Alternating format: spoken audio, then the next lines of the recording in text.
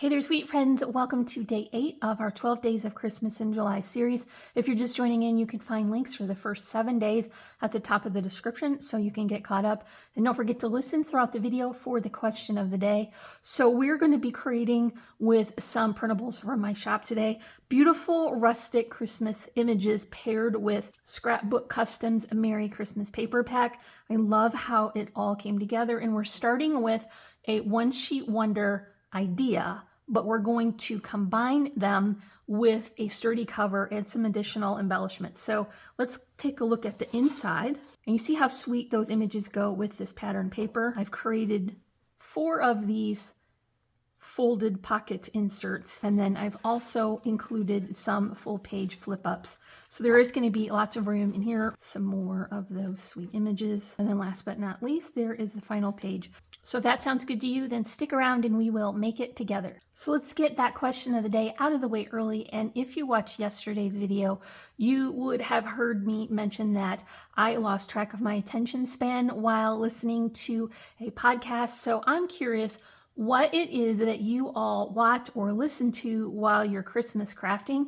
Maybe it's a podcast or a baseball game, but not if it's the Tigers because they're not winning a lot lately. Or you're going to put on a Hallmark Christmas movie, something in the background. So let me know in the comments what it is that you are doing to entertain yourself while you Christmas craft. So I've got this Scrapbook Customs Merry Christmas paper pack. First impressions of this brand, I thought the paper was nice, very thick, had a good print quality, and it scored well without the core showing, so I was impressed with that. And I really loved the rustic kind of appeal. It has a palette that is a little bit warmer, and so I'm going to pair that with this set of images from my shop. This is the Rustic Christmas images, and I'm going to use these as not only the focal point on the front of my mini album, but also the inserts inside. And I'll let you know that I did print these in the same size that they were designed. And so the plan for that one sheet fold is that I will have multiple of them, and then I can bring them together, put them in a sturdy cover, maybe add a couple of more elements, and that way I can really personalize and customize what would be a simple folio into something that has a little bit more structure, more pockets for inserts, and just add my own favorite finishing touches. So I've got one of the patterns here, and I'm going to cut it in half to start. So this is not a new process, but I just wanted to share with you that I am going to be aware of the directionality of that print. So we've got to turn it on its side and then cut that to be 6 inches. And position this so that the wide part is at the top. I'll bring in the first score at 1 inch.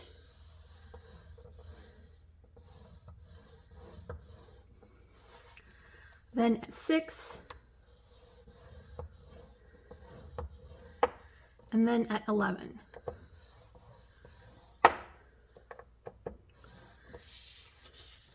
For the other half of that pattern, I'm going to flip it over so that we'll have a little variety. The back of the page will be different than the pocket, but these score lines remain the same. So 1, 6, and 11. I'll just go ahead and fold on that score line. And then bring in the sides. These will act as pockets to hold our inserts for both of these.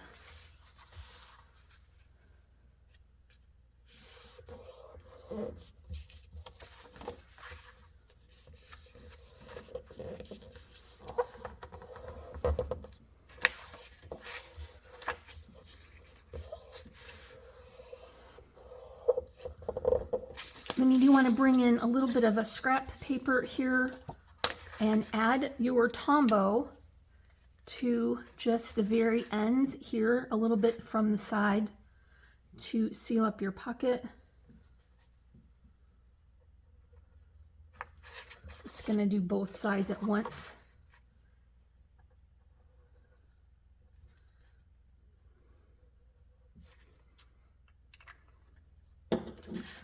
fold that over. Do the same for this side. And then add pressure until that glue sets up. That should take a few minutes. Do that exact same process for the other half.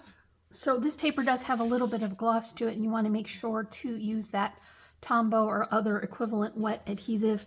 So now you're going to have 2 of these pocket sections for each 12 by 12 piece of pattern paper, and I have created 2 more with an additional pattern. And so my intention is to mix these up so that we get a little bit more detail and interest. So I have added my double-sided tape here, and I'll follow up, of course, with that Tombow.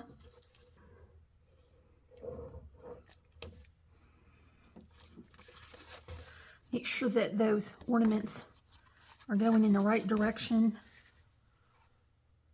And then just bring these corners together, keeping it straight along the side and the bottom. Trim a little bit of that overhang off just so that everything remains even. So now we have our 2 pocket sections together. And I want to do the same for this side as well. And this one will open this way.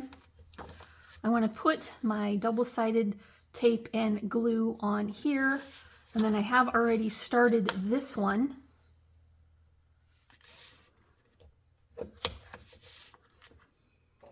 Then I'll bring in my cover. So for that rustic kind of palette, I decided to go with this kind of taupey khaki color, and that was a choice over craft. I think the craft color was a little bit too dark, and so I am very happy with this one. So the measurement for this is going to be 6 high by 10 3/4 wide, and I want to attach these 2 sections to the outside edges, and then I'll come in and score it.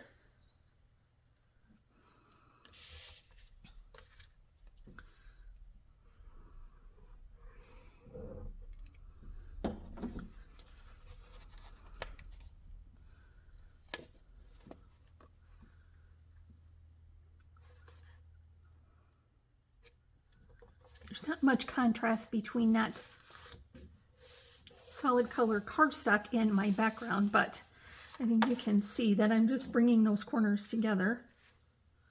Let's do the same for this one. So now we're going to wind up with 8 pockets.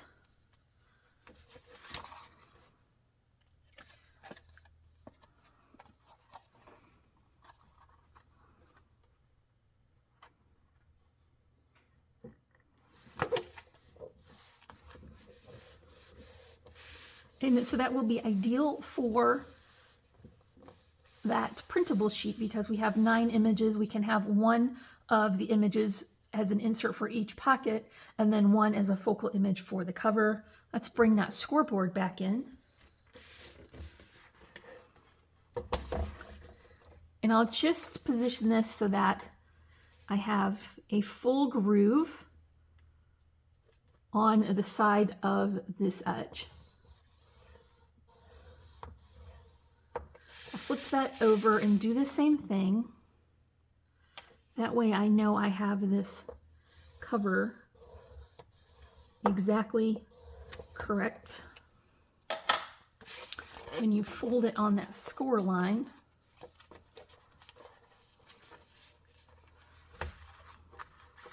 everything should line up nice and perfectly and even. So I have one more detail that I want to add for the middle of this book, and that is to incorporate a top folding flip page. So the measurement for this is going to be 12 high by 5 wide and scored at 6.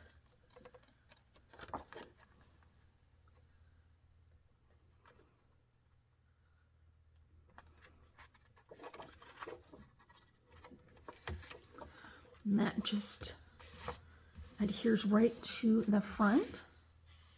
Do that for the other side as well. When you do these top flip pages with your pattern cardstock, make sure that nothing will wind up upside down when the page is flipped open.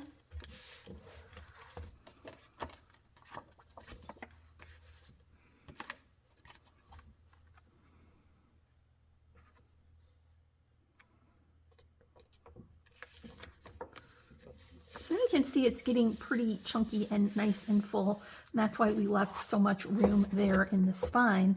But let's go ahead and finish the back now.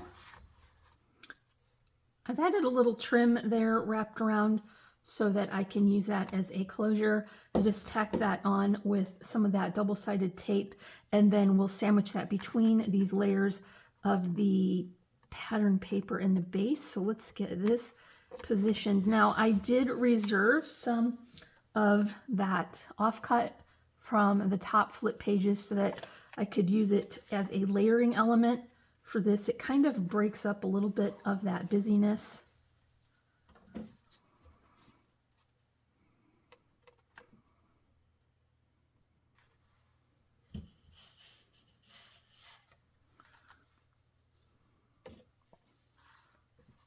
Top that with a doily.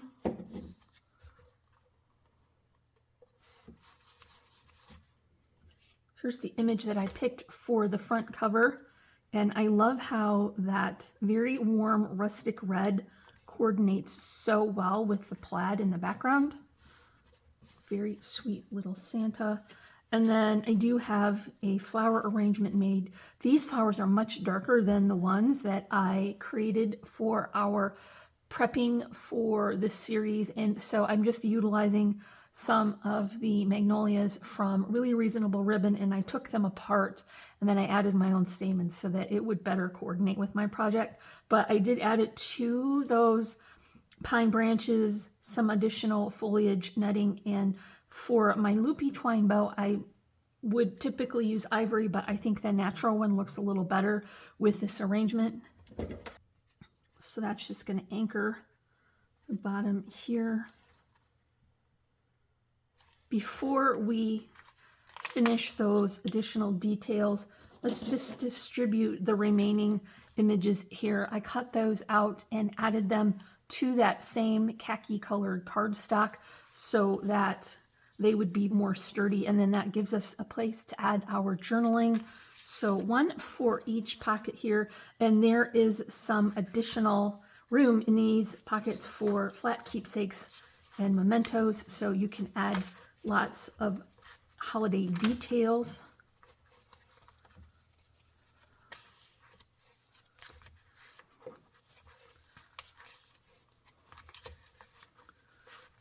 Just close this up, and we'll just tie a little bow here.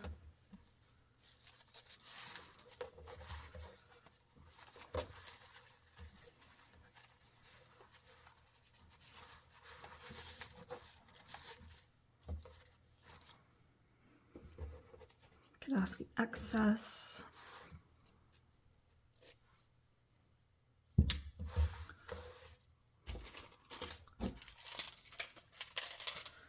And then incorporate the few last little bits and pieces. So I hope this encourages you to check out those printable images. Oftentimes we have papers left over and no images to work with, and so I feel like that is a great way to get additional use out of your pattern papers. And like this one matches and coordinates so well, it could have been part of the same collection, I think, and so that works so well. So I'm going to link that printable in the description, and you can check that out, and there's lots of other ones too, so I'm going to have many choices. Just topping that string with a button. Put a couple of sequins on.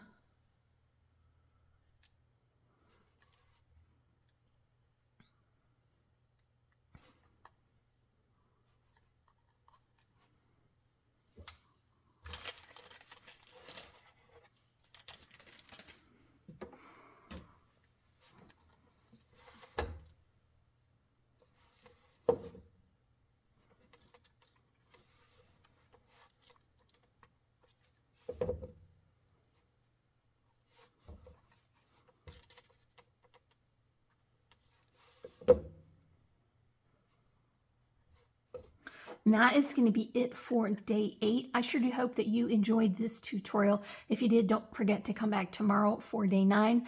And remember to comment, like, and subscribe. There's links in the description. And as always, I'm wishing you a happy and productive day. And I thank you so much for watching. Bye.